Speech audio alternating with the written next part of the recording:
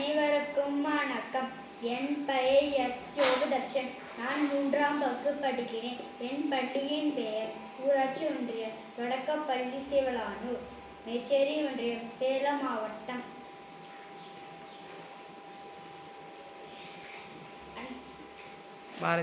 பாரதியார் பாடல். ஓடி விளையாடு பாப்பா, நீ ஓய்ந்திருக்காகாள் பாப்பா. கூடி விளையாடு பாப்பா, நீ ஒரு குழந்தையை வையாதே பாப்பா.